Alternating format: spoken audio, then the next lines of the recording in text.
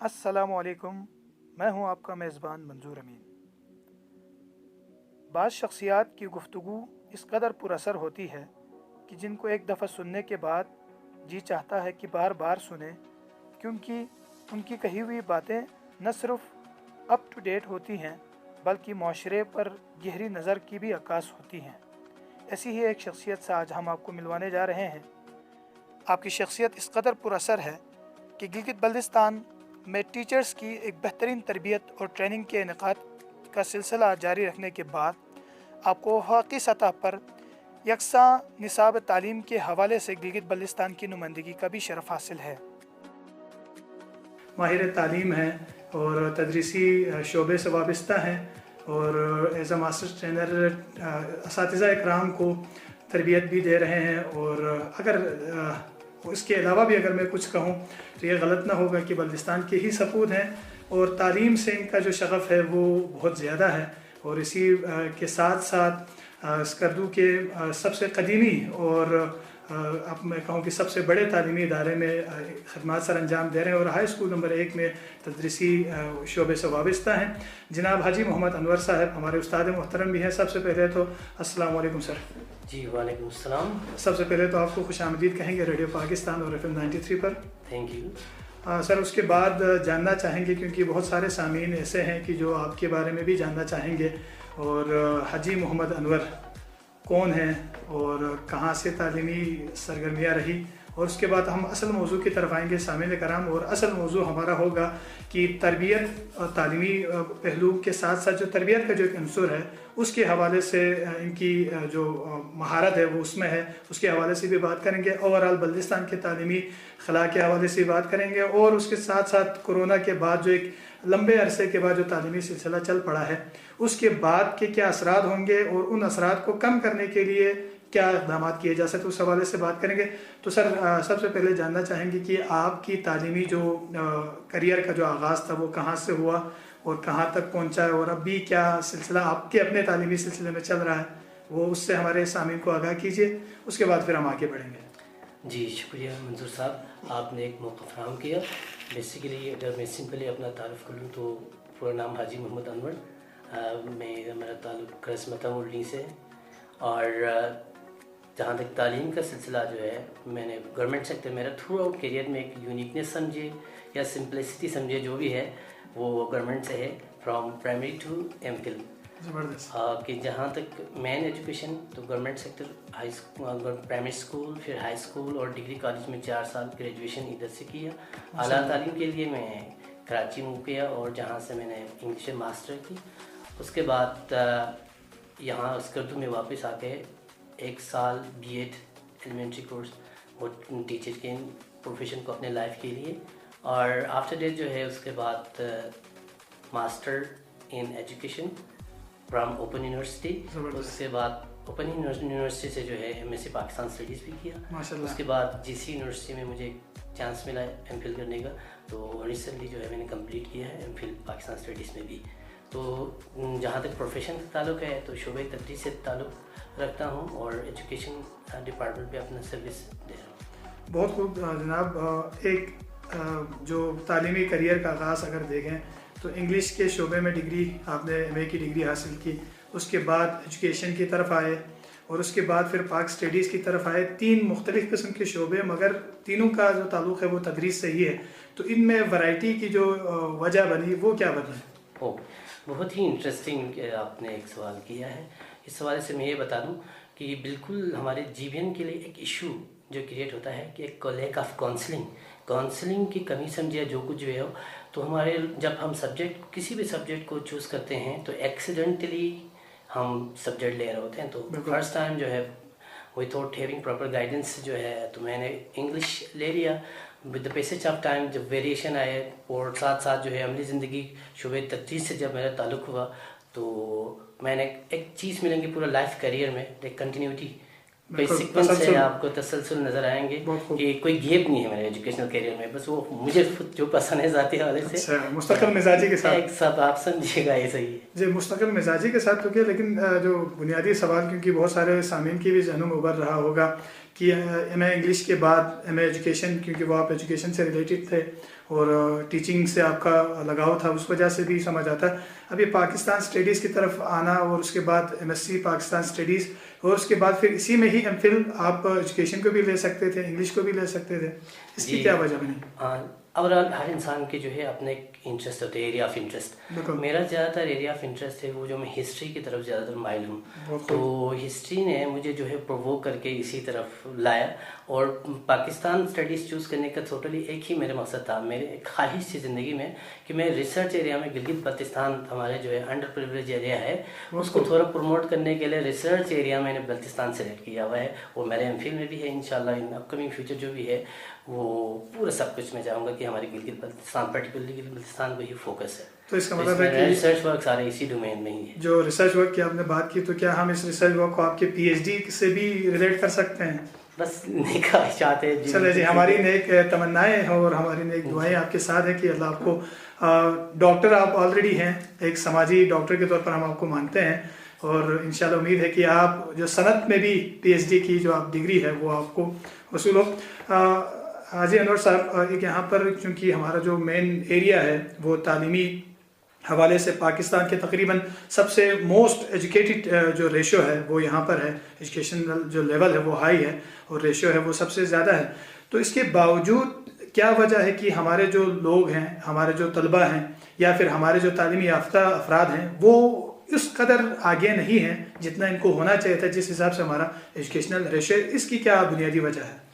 जी, बहुत खूबसूरत सवाल आपने किया है जी। एजुकेशन को अगर हम जनरली देख लें तो एक टर्म आजकल बहुत 21st सेंचुरी में ज़्यादा इस्तेमाल होने वाले जो वर्ड है वो है holistic development, holistic approach of education. कह रहे हैं कि अभी रिसेंटली इमरान खान साहब ने जो सिंगल नेशनल करिकुलम, उसमें जो मेन मोटो यही है पूरे पाकिस्तान में यकसा निसाब तालीम। और मुझे इसमें भी एक मौका मिला अभी न्यू करिकुलम डिज़ाइन करने में, बीइंग रिप्रेजेंटेटिव पाकिस्तान गिलगित बल्तिस्तान को मैं रिप्रेजेंट कर रहा था। पूरे यकसा निसाब तालीम पाकिस्तान में एक ही निसाब तालीम की एक जहद चल रही है, इंशाल्लाह बहुत जल्द जो है वो इसका इम्प्लीमेंटेशन होने जा रहे हैं। तो पूरी जो बात है एजुकेशन में वो होलिस्टिक अप्रोच ऑफ एजुकेशन की बात कर रहे हैं। तो आपने जो सवाल किया कि गेप नज़र आ रहे हैं, वो तमाम educationist all over the world and particularly Pakistan में भी ये महसूस कर रहे हैं। कहाँ की कौन से डोमेन है, तो उन्होंने डिवाइड किया है 3 हिस्सों में एजुकेशन को। एक होते हैं नॉलेज देयर और सेकेंड है एटीट्यूड और थर्ड इज स्किल। तो ये 3 मेन डोमेन है होलिस्टिक अप्रोच ऑफ एजुकेशन में, यही 3 चीजें आएंगे। बिल्कुल बता दिया, एक education first knowledge, second attitude और थर्ड जो है स्किल। अब हमारे यहाँ क्या हो रहे थे मैं ये बताऊं कि वो है हम फर्स्ट डोमेन पे काम कर रहे हैं, वो हम नॉलेज बेस्ड है, सारी चीजें एक्टिविटी जो है रिजल्ट ओरिएंटेड है। सब चीज़ हम बच्चे चाह रहे हैं कि रिजल्ट दे दे, नंबर ज़्यादा गेन करे बच्चा। इससे क्या हो रहे थे कि हमारे अंदर एक कंपटीशन है, मुकाबला है, कंपटीशन बढ़ रहा है यहाँ पे।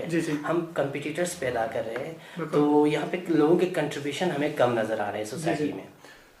तो मेन खामी जो नज़र आ रहे हैं एक ही डोमेन पे, जो बच्चा जो पहला डोमेन है उसी पे काम करे। मिसाल के तौर पर मैं आपको सिंपली बता दूँ कि एक बच्चा अगर ज़्यादा लेसन को याद कर सकते हैं और वो लिख सकते हैं, उसके अंदर वो क्या पोटेंशियल हो किसी चीज़ को मदद करने के लिए, तो वही बच्चा नंबर गेन कर सकते हैं। तो क्या है, और उसी को कामयाब समझा जा रहा है। यही कामयाबी का एक एलिमेंट, मेन चीज़ यही समझ रहे थे। अब पैराडाइम बिल्कुल शिफ्ट हो चुका है। अभी इंशाल्लाह अपकमिंग जो लेसन है, मेन चीज़ जो फोकस है, आपने कहा कि तरबियत वाला एलिमेंट, जो एटीट्यूड जो वर्ड ही है, अगर लेकोनिक वे में शॉर्टली अगर आपको बता दूं तो यही आपका कैरेक्टर ही समझेगा, यही किरदार है। अगर इस्लामिक अगर पर्सपेक्टिव से कहेंगे तो हम इसी को तरबियत का नाम देते हैं। तो मेन फोकस अभी सेकंड डोमेन, पूरा वर्ल्ड, मैं कह रहा हूँ कि इंटायर वर्ल्ड इस पर काम कर रहे हैं कि आजकल जो है न्यू जनरेशन के एटीट्यूड को कैसे बिल्डअप किया जाए। तालीम है, एजुकेशन है, लेकिन एजुकेटेड समझते हैं लोगों को, फिर भी एक सुकून या कमजोरी नजर आ रहा है। बिल्कुल। तो उसी सेकंड फेज को हम कहेंगे एटीट्यूड को कैसे बिल्डअप करना। तो अगर उसी के बारे में मुझे मुख्तलिफ अगर फोरम पे जाने का मौका मिला, मैं टीचर्स ट्रेनिंग जैसे कि आप बता रहे थे, मुझे काम करने का मौका मिला, तो अक्सर सवाल करते हैं कि आप शॉर्ट वे में किस अंदाज में बताएंगे क्या है एटीट्यूड। बिल्कुल, मैं भी यही पूछने वाला था, आपने खुद इसको डिफाइन कर दिया। तो एटीट्यूड आप कहेंगे, attitude basically is the result of your day to day experience, means the way you look at others, आपका एक ज़ाविया नज़र जो दूसरों की तरफ है, आपका ज़ाविया नज़र, आपका way of living, your standard of life, your trait, आपका फीचर क्या है दूसरों के बारे में। अब इसी ज़िम्न में एक और वर्ड आप लोगों को हमारे इंस्टीट्यूशन कोर्स बुक में नजर आएंगे, एक है बिहेवियर। आपको attitude and behaviour, attitude behaviour synonymously अक्सर इस्तेमाल करते हैं। ज़रा देख ले तो थोड़ा इसमें आपको डिफरेंस नजर आएंगे कि attitude means the way you look at others, ये आप किस तरह दूसरों के लिए पेश आ रहे हैं, आपके बारे में क्या है, सेल्फ इंट्रोस्पेक्शन, अपने बारे में आप कैसे सेट करें, वो आपका एटीट्यूड है। तो कहते हैं कि लोग माहिरीन यही कहते हैं कि जिसका एटीट्यूड सही हो उसका बिहेवियर खुद ब खुद सही हो। बिहेवियर मीन्स दूसरे आपके बारे में क्या नजर रखते हैं, क्या राय रखते हैं, वो है बिहेवियर। बहुत खूब। तो असल एजुकेशन का मेन मकसद इंसान के कैरेक्टर बिल्डिंग, कैरेक्टर को क्या नाम दिया हमने अभी यहाँ पर एटीट्यूड का नाम दिया एजुकेशनल पर्सपेक्टिव से। यहाँ पे मुझे मौला अलैहिस्सलाम का एक सेइंग याद आ रहा है कि इंसान की शख्सियत को परखने के लिए माशरे में एक सोसाइटी उसकी शख्सियत है, शख्सियत इंसान को माशरे में क्या देगी, रिकग्निशन देंगे। आपकी रिकग्निशन माशरे में आपकी शख्सियत से, और शख्सियत जो है आपके कैरेक्टर से बनती है, और कैरेक्टर आपके एक्शन से, अमल से और आपके अमल आपके सोच से बनती है। और आपकी सोच कहाँ से जन्म लेती है, तो आपकी इर्द गिर्द सोसाइटी से। तो कह रहे हैं कि अच्छी सोसाइटी को ही, अगर आप अच्छी सोसाइटी में हो तो आपकी सोच अच्छी होगी, और अगर आप सोच अच्छी हो तो आपका करेक्टर अच्छा होगा, और अगर आपका करेक्टर अच्छा होगा तो जाहिर सी बात है आपका रवैया, आपकी पहचान या फिर आपकी शनाख्त है बहुत अच्छी होगी। बिल्कुल जनाब, यकीनन मुआशरे में इस वक्त सबसे ज़्यादा जिस चीज़ को हम फुकदान या हम कहें कमी महसूस होती है वो यकीनन तरबियत का ही पहलू है कि आज हम इतने तालीमी याफ्ता होने के बावजूद हमने इंसानी जो असल मकसद था इंसान के वजूद का कि इंसानियत की, आपने हुकूकुल इबाद की जो बात करनी थी या अब्द की जो बात करनी थी वो अब रह गई है। हम एक मुकाबले के रुझान पर आए, वो भी ऐसा मुकाबला कि हम दूसरे को घिरा कर खुद को उठाने वाले मामले पर आ चुके हैं। तो उसके हवाले से काम कर रहे हैं, मगर क्या वजह है कि आज हम ज़रूरत महसूस कर रहे हैं कि इल्म, जो आपकी नॉलेज की आप बात कर रहे थे, इल्म के बाद हम आ रहे हैं तरबियत की जानिब, जबकि होना तो ये चाहिए था कि आपको पहले तरबियत दी जाए और उसके बाद इल्म दिया जाए ताकि आप एक बेहतर अंदाज में अपने उस इल्म को आगे पहुंचा सकें। तो उसकी कमी कहाँ आपको लगती है कि इल्म और तरबियत को अलग करने का जो पहलू हुआ वो कहाँ से निकल रहा है या फिर किस वजह से बन रहा है, उस हवाले से? जी, अब इन दोनों में फ़र्क करने के लिए मैं आपको एक सिंपल खूबसूरत एग्जांपल के थ्रू समझाना चाहूँगा, लेकिन अक्सर हार्डली हम फ़र्क कर पा रहे थे कि एक एजुकेटेड शख्स में तरबियत का फुकदान हो या ये गैप नज़र आ रहा है, एक तरबियत याफ्ता शख्स में तालीम की कमी हो। यही वर्ड को एग्जाम्पल के थ्रू अगर मैं समझा दूँ तो रोड के साइड पे अक्सर आपको लिखा हुआ नज़र आएंगे नो पार्किंग। बिल्कुल। जब मैं जा रहा था तो मुझे मेरे अंदर एक एहसास पैदा हुआ कि यार ये किसके लिए लिखा हुआ है नो पार्किंग। थोड़ा आगे चला तो मुझे नज़र आया यहाँ पे इश्तिहार लगाना मना है। बिल्कुल। तो उसी जगह पे इश्तिहार लगे हुए। बिल्कुल। अब उसके बाद एक अजीब सी कैफियत पैदा हुई, यार ये क्या हो रहा है, ये किन के लिए है। तो एक चीज़ पता चला, कोई अनपढ़ शख्स तो जो है वो नहीं पढ़ सकता है। बिल्कुल। तो ये जो लिखे हुए जो चीज़ें हैं वो एजुकेटेड लोगों के लिए ही बता रहे थे, मैसेज उन्हीं को ही डिलीवर कर रहे थे। तो उसी जगह पे लोग क्या कर रहे हैं, पार्किंग कर रहे हैं, उसी जगह पे जो है इश्तिहार लगा रहे हैं। तो पता चला कौन कर रहे हैं, आपने बता दिया गिलगित बल्तिस्तान की माशाल्लाह से तालीमी रेशियो ऊपर सबसे ज़्यादा है, फिर भी एक ये गैप नज़र आया, ये क्या हो रहा है। तो बस यही डिफरेंस नज़र आया कि यार सिर्फ एजुकेटेड होना काफ़ी नहीं है, that is not more than enough. बिल्कुल। तो अब एक और कमी रह गई है, वो क्या है, प्रैक्टिकली जो है वाकई में ये लिखने की ज़रूरत ही ना पड़े किसी भी सोसाइटी में। उसके लिए आम तौर पर वर्ल्ड वाइड एक एग्जांपल जो है, अब जापान जो है का एग्जांपल दिया जाता है कि वहाँ पे ये चीज़ें हैं, लेकिन हमारे एजुकेशन सिस्टम में अभी कोशिश यही है कि इस डोमेन में भी काम करें। लेकिन उससे भी आगे मैं एक ज़रूर बताना चाहूँगा, वो है तीसरा एक अहम कंपोनेंट है होलिस्टिक अप्रोच में, वो है स्किल्स। जी जी, स्किल्स के हवाले से। तो वो अगर तीनों डोमेन पे ही काम इक्वली अगर हो तो एक अच्छे शहरी को जो है ना एक चांस मिल सकता है खूबसूरत ज़िंदगी गुजारने। बिल्कुल। आप जिस तरह बात कर रहे हैं कि हमने नॉलेज के ऊपर बहुत काम किया है और मज़ीद इसके ऊपर काम करना शायद ख़तरे की अलामत हो, न कि इसमें कोई अच्छाई नज़र आए, मगर सबसे ज़्यादा इस वक्त जो बुनियादी ज़रूरत है वो हमें तरबियत, करेक्टर जिसको आप कहें, एटीट्यूड कहें, बिहेवियर कहें, उस पर बात करने की ज़रूरत है। और उसके साथ साथ जो अब जाहिर सी बात है इल्म आपके पास आएगा, तरबियत आपके पास होगी, मगर एक चीज़ जिससे हम हमेशा आरी रहते हैं कि ऐसे बहुत सारे नौजवान जो इस वक्त डिग्री हाथों में लिए हुए, कई डिग्री हाथों में लिए हुए बेरोजगार घूम रहे हैं, अनएम्प्लॉयमेंट का रोना रो रहे हैं, नौकरी के लिए दर बदर फिर रहे हैं, और उसके बाद एक अनसीन सा प्रेशर सोसाइटी के अंदर डेवलप होता है। तो क्या उसकी बुनियादी वजह ये स्किल वाला पोर्शन इसमें आता है या फिर किसी और की तरफ आता है? सर देखिए, स्किल आपको आसान भाषा में अगर मैं समझाने की कोशिश करूं तो स्किल क्या है?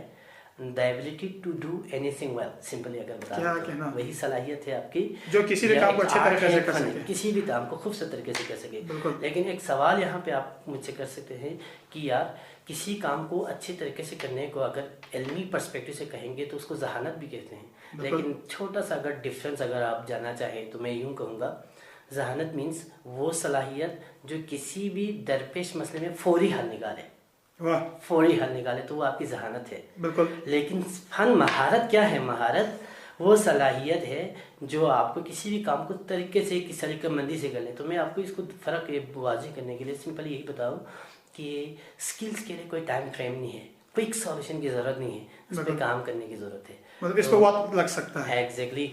एक और सेइंग है मौला इस्लाम के, कीमत कुल्ल इम्रिइन मा युहसिनुहु, the worth and the value of man in the society is skill which कि आपके माशरे में क्या अहमियत है। अगर इंसान जी अगर जानना चाहे अपनी क्या कीमत है, अगर आप अपनी कीमत वर्थ क्या है, हर इंसान अगर असेस करना चाहे, इसको हम कहते हैं सेल्फ इंट्रोस्पेक्शन के जरिए खुद ही की तरफ अगर जानना चाहे तो कहने कि अपने अंदर स्किल ढूंढो, वही माशरे में आपकी कीमत है कि आप माशरे में क्या दे सकते हैं अपने जिस्म के ज़रिए से, अपने अक्लमंदी के ज़रिए से, या फिर आप कहें अपने एटीट्यूड, अपनी नॉलेज के ज़रिए से जो चीज़ आप माशरे को फराहम कर सकते हैं वही आपकी स्किल होगी। बेशक। और साथ ही ये बता चलूँ, जो जब भी किसी भी स्किल्स पे अगर आप काम हो, ये स्किल्स को आमतौर पर माहिरीन दो डोमेन में तकसीम करते हैं। एक का नाम रखा हुआ है एक हार्ड स्किल, दूसरे का नाम है सॉफ्ट स्किल। हार्ड स्किल अगर देखा जाए तो आपके प्रोफेशनल आप जो वर्क है, फिजिकल आप जो वर्क कर रहे हैं वो आपके हार्ड स्किल में आते हैं। जबकि सेकेंड पोर्शन है सॉफ्ट स्किल में, वो आपके मेंटल स्किल्स में, वो आपके मिसाल कम्युनिकेशन स्किल्स है, बिल्कुल, जो कि इस पे काम करें, वो सॉफ्ट स्किल है। तो अब अगर एजुकेशन पर्सपेक्टिव में मैं देखूं तो मैं आपको ये बता दूं, अगर आप कम्युनिकेशन स्किल्स पे काम करें, सॉफ्ट स्किल है, तो आपका हार्ड स्किल खुद ब खुद सही होंगे। फॉर एग्जाम्पल अगर मैं किसी टीचर को कहूँ तो teaching is basically a hard skill. तो it can be modified, means beautified by learning soft skill. अपने सॉफ्ट स्किल के जरिए आप इसमें जो है मॉडिफिकेशन ला सकते हैं, बेहतरी ला सकते हैं। बिल्कुल। तो इस वक्त आप कह सकते हैं कि हमारे जो है सॉफ्ट स्किल्स हो या हार्ड स्किल जो भी हम कहें, इनमें से दोनों के ऊपर काम नहीं किया जा रहा। अगर किया जा रहा है तो एक के ऊपर किया जा रहा है। जैसे जो एक अच्छा कम्युनिकेशन रखता है उसके पास नॉलेज नहीं है, या फिर उसके पास रवैया नहीं है कि वो लोगों से बात कैसे करे, अच्छा कौन सी बात कहाँ पे करनी है। और जिसके पास हार्ड स्किल है कि मतलब जो एक काम करता है उसको कैसे पहुंचाना है, उसके पास उसकी नॉलेज या उसके पास वो तरीकाकार नहीं है, ऐसा भी है। जी, इसमें मैं बता दूं, इसको भी शार्ट अंदाज में अगर मैं आपको समझा दूं तो 3 वर्ड देता हूं, बस समझ लीजिएगा। इन्हीं में तीनों बाकी 2 डोमेन को भी ये टच कर रहे हैं। ये कहने हैं कि अगर कोई शख्स किसी भी फन को सीखना चाहे, किसी भी फन में महारत हासिल करना चाहे, तो उसके अंदर 4 बेसिक कंपोनेंट का होना ज़रूरी है। फर्स्ट, उसको कहते हैं कि उसके अंदर पैशन हो, उसके अंदर काम को करने के जज्बा हो, तो वही लोग आगे बढ़ेंगे स्किल सीखने के लिए। स्किल पर्टिकुलर स्किल सीखने के लिए आपके अंदर क्या होना चाहिए? जज्बा होना चाहिए कि मैं ये काम पैशन हो। बस जिस पैशन को भी अगर मैं सिंपल बता दूं तो यही होता है, किसी काम में आपका पैशन है या नहीं है चेक करने का एक पैरामीटर दे दूं आपको। जी। तो अगर आप लेना चाहते हैं तो बस यही है कि अगर किसी काम जो आप काम कर रहे हैं वो आपको टाइम एंड स्पेस से बाहर लेके चलें तो समझो कि इसमें आपका पैशन है। शायद मुश्किल हुआ आसान भाषा में समझाने की कोशिश करूँ तो ज़मान और मकान के कैद से आप बाहर निकल जाएंगे। किसी काम में पैशन है तो जिस काम को कर रहे हैं तो कभी आप टाइम नहीं देखेंगे यार ये दिन है, ये रात है, सुबह है, शाम है, सर्दी है, गर्मी है, सर्दी गई, इस तरह की तमाम चीज़ों से आप बालाए ताक होके काम कर रहे होंगे। यही शो कर रहा है कि आपके अंदर पैशन है अपने प्रोफेशन से। सेकेंड कंपोनेंट पेशेंट के बाद इंसान को जो है अमीन ऑफ एक्शन होना जरूरी है कि वो प्रैक्टिकली करके दिखाए, काम करना चाहिए। जो ही आप काम करेंगे तो एक नामसाइद हालात से आपको 2-4 होना पड़ेगा। वो क्या है कि आप मिस्टेक्स होंगे, आपकी गलती होगी। तो हम समझते हैं कि गलती जो है आपकी फर्स्ट सीढ़ी है स्किल्स इंप्रूवमेंट में। इंसान जब एक्शन लोगे लाइफ में तो डेफिनेटली जो है आप मिस्टेक्स करोगे। तो इंग्लिश में एक खूबसूरत सेइंग भी है कि जो ब्रॉड माइंड जो लोग होते हैं, हाईली वो एप्टीट्यूड होते हैं, मेंटल एप्टीट्यूड वो लोग होते हैं, वो लोग सीखते हैं दूसरों की गलतियों से, बिल्कुल ठीक है ना। और जो एवरेज माइंड के लोग होते हैं वो अपने गलतियों से सीखते हैं, बिल्कुल। और जो लोअर माइंड के जो लोग होते हैं वो एवन अपनी गलती से भी कुछ नहीं सीखते हैं। बहुत खूब। तो मतलब 3 चीज़ें हैं कि जो इंसान की स्किल डेवलपमेंट या नॉलेज को या एटीट्यूड को, करेक्टर को जो भी कहें, उसको बढ़ाने के लिए पहला ये है कि आपके अंदर जज्बा होना चाहिए, पैशनेट हो किसी भी चीज़ को करने के लिए, कि जो कुछ भी हो मैंने इसको कर गुजरना है किसी भी हालत में, किसी भी सूरत में। फिर उसके बाद ये है कि वो तो आपने कर लिया, जज्बा तो पैदा कर लिया, मगर आप उस जज्बे के साथ एक जगह पे टिके रहेंगे तो वो भी एक मसला आ जाएगा। इसके लिए ज़रूरी है कि आप अमल करें। अमल ये है कि आपने आगे बढ़ना है, आपको समझ आती है आप खुद से करें, समझ नहीं आती जिनको समझ आ रही उनके पास चले जाएं। और उसके बाद तीसरी पॉइंट ये है कि जाहिर सी बात आप अमल करेंगे तो गलतियां भी होंगी, तो उन गलतियों को आपने सीढ़ी बनाना है, ना कि उनको रुकावट बनाना। जी जी जी, गलती आपका एक बेसिकली स्ट्रेंथ है, बस उसी से ही आगे बढ़े। क्योंकि इंग्लिश में एक स्कॉलर रॉल्फ वाल्डो इमर्सन, उसका एक खूबसूरत कोटेशन है, वो कह रहा है कि experience is the name everyone gives to his mistakes, ठीक है ना। हर जगह फॉर एग्जांपल जहाँ बजा रहे आई हो 10 ईयर एक्सपीरियंस में जो बता रहा हूँ, तो इसका मतलब है कि गलतियों से ही इंसान के एक्सपीरियंस, वो ऐसी गलतियां हैं जिनको बाद में दुरुस्त करके वो अपना तजुर्बा बयान कर रहा है। एग्जैक्टली वही आपका तजुर्बा इसी में शामिल होता है। तो उसके बाद जो है ना एक थर्ड पोर्शन भी है स्किल्स में, लास्ट है, वो सबसे ज़्यादा अहम कंपोनेंट है, वो है प्रैक्टिस। कि मैं अक्सर एग्जांपल देता हूँ, चलो अगर आपको एग्जांपल दे, पाकिस्तान में मिसाल एक अच्छे क्रिकेट प्लेयर का अगर नाम ले ले, शाहिद अफरीदी, चले जी, तो बहुत ज़बरदस्त बूम राइट, शाहिद अफरीदी अच्छा स्कोर कर रहे हैं, अच्छे परफॉर्मेंस कर वो सर अंजाम दे रहे हैं अपने फील्ड में। तो अब पाकिस्तान को रिक्वायर्ड हो उसे किसी मैदान में किसी खेल के लिए भेजना हो, तो वो ये कहें कि बगैर प्रैक्टिस आजकल वो आउट है, और ज़रूरत है अगर वो लाए और उसे खिलाए, तो क्या हम एक्सपेक्ट कर सकते हैं क्या वो सही परफॉर्म नहीं होगा? हालांकि वेल एक्सपीरियंस है, अच्छे स्कोर किया हुआ है, ऑलराउंडर भी है, सब कुछ है, लेकिन इवन देन हम उससे एक्सपेक्ट ये नहीं कर सकते कि यार ये कोई परफॉर्म करोगे, क्यों? क्योंकि उसकी प्रैक्टिस नहीं है। तो पता चला अगर किसी शख्स में किसी स्किल्स को सीखते हुए प्रैक्टिस की कमी आए, तो उसका जो है एक्सपीरियंस भी काम नहीं आएंगे, उसका जो एक्शन है पास्ट एक्सपीरियंस वो भी काम नहीं आएंगे, उसका जो पैशन वो भी काम नहीं आएगा। इसलिए तो जरूरी है कि प्रैक्टिस किसी भी स्किल्स को सीखने के लिए, पर्टिकुलरली मैं स्टूडेंट्स और टीचर्स को यही बताता हूँ बस, कि आपके जो स्किल है बच्चों को सीखने में बार बार प्रैक्टिस, यही आपके लाइफ में जो है ना कामयाबी का मेन जीना ही है। बिल्कुल, इसीलिए कहते हैं कि practice makes a man perfect. तो इसमें आप मैन में वुमेन को भी ले सकते हैं। जी, तो इसी प्रैक्टिस को आप सामने कराम जरा इस पर आप गौर करें। तब तक हम लौट कर आएंगे एक खूबसूरत से नगमे के साथ, और उस नगमे के बाद लौट कर आकर बात करेंगे जो एक तालीमी जो खला रही है 1 साल का, जो पूरी दुनिया के अंदर, और उस दुनिया के अंदर तो यकीनन बहुत ज़्यादा तालीमी अप्रोच हाई है, और हम यहाँ पर 21st सेंचुरी स्किल्स की बात कर रहे हैं, होलिस्टिक अप्रोचेस की बात कर रहे हैं। तो ऐसे में एक बहुत बड़ा गैप जो हमारे तलबा को स्कूलों से निकाल कर घरों तक महदूद कर चुका था, और यकीनन बाज़ तलबा ऐसे होंगे कि जिन्होंने किताबें कल ही ढूंढी होंगी, या कुछ तो आज भी अभी भी ढूंढ रहे होंगे। तो सामने कराम आप अपने बच्चों की किताबें ढूंढने में हेल्प करें और मदद करें। तब तक हम ये खूबसूरत सा नगमा सुनते हैं, और उसके बाद लौट कर आकर बात करेंगे कि गिलगित बल्तिस्तान और बल्तिस्तान बिलखुसूस इस पेंडेमिक सिचुएशन के बाद तालीमी जो असरात हैं वो तलबा के जहनों पर किस कदर हैवी हैं या भारी हैं, या फिर इसके असरात क्या मुरतब हो सकते हैं, इस हवाले से बात करेंगे। ये खूबसूरत सा नगमा सुन लीजिए।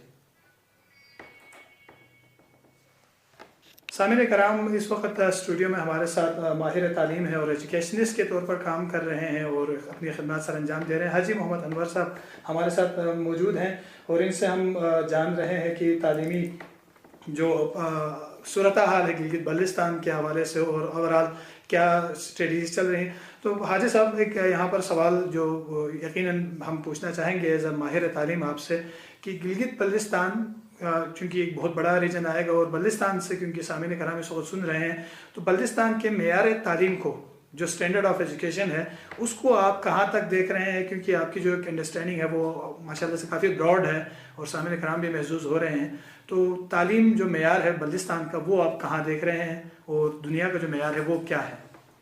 जी, बहुत ही खूबसूरत सवाल आपने किया है।